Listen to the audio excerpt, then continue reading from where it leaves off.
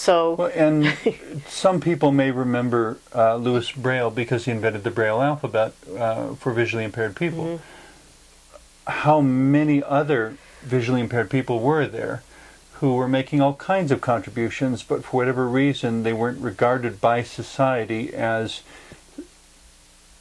significant enough to be as noteworthy as mm-hmm. the creation of the Braille alphabet. Right. Even though they may have had a dramatically powerful effect upon the lives of individuals who surrounded them. Right.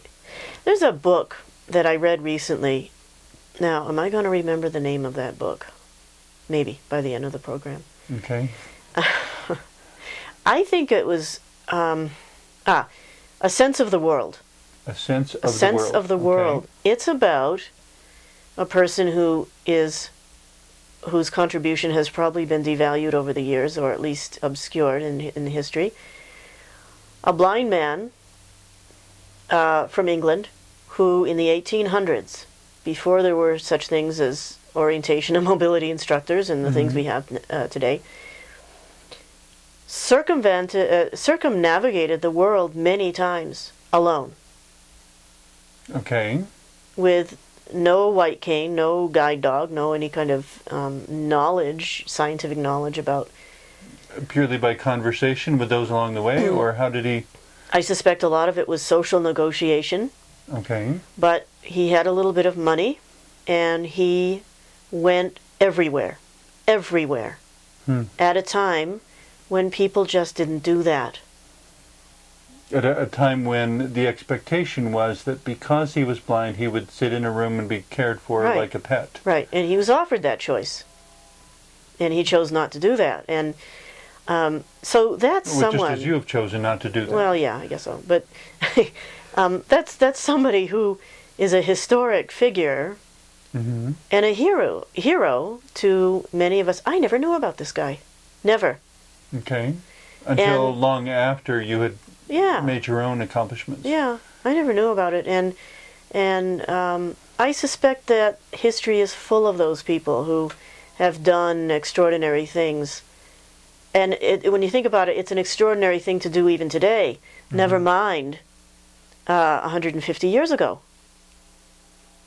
And those are the people that I would like to say all children, but especially children with disabilities, should hear about early in their lives. Yes. So that they can create a bigger vision for what they could become. That's right. So they can have goals and understand how these aspirations. Things happen. And aspirations, yeah. That was one of the things I don't know if you've ever seen the movie Star Trek Nemesis. I'm not a science fiction fan, you know that. It's quite all right. Sorry. The only reason I remember the movie is because Captain Picard within that hits on what distinguishes him and some of the other characters from others. And actually the insight comes to him through the character of Data, an android. When he says what distinguishes us is that they do not aspire. We aspire to be more than we are. We aspire to grow and to learn and to do things that have never been done. Mm-hmm. As important as inspiring kids, though, is educating their parents and their relatives, their siblings, about possibilities. Which brings us back to the values and ethics question. That's right.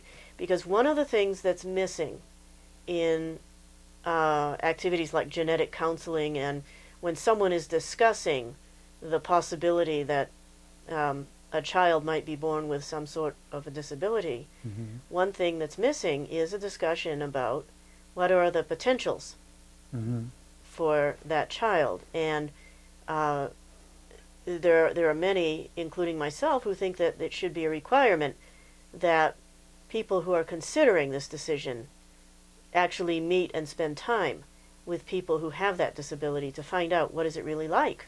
Maybe it's not as bad as I... That would be a really excellent way to get good information. Maybe it's not as bad as I think, and maybe it doesn't align with what I read in the media, and maybe it really doesn't align with what the doctors are telling about it. And maybe there's something from that perspective that would dramatically expand one's own perception of what's possible in the world.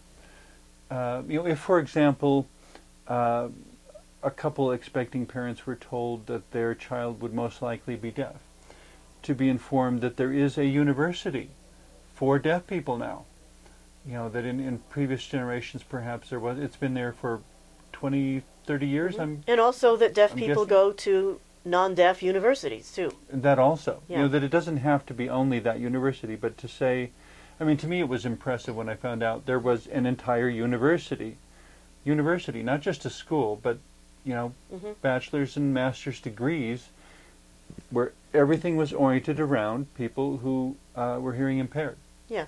Well, there's a whole debate in society whether segregated education or integrated education is best, and I don't think we want to go into that whole debate, but I'd recommend some of each. I think probably most people fall in the area of some of each, but the point is that the potential needs to be needs to be factored into the decision that parents make in this regard. If this young couple were told, your child may be born deaf, but he could become a university professor.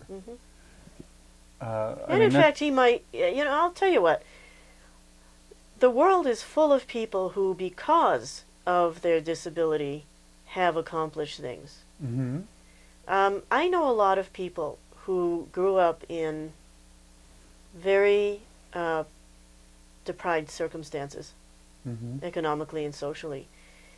But because they got to go to residential school, or because they got to go to some sort of a summer program where there was culture, where there was music, where there were activities, sports activities, they actually excelled far beyond their siblings because they had exposure to things that the rest of their family did not. And their limitations gave them a reason. That's right. I suppose in one sense, living in a suburban life where everything is provided, everything's comfortable, everything's convenient, where do you derive your motivation? Where do you derive your aspiration? Yeah. How do you get out of that particular existence? How do you become more than just a reflection of your background?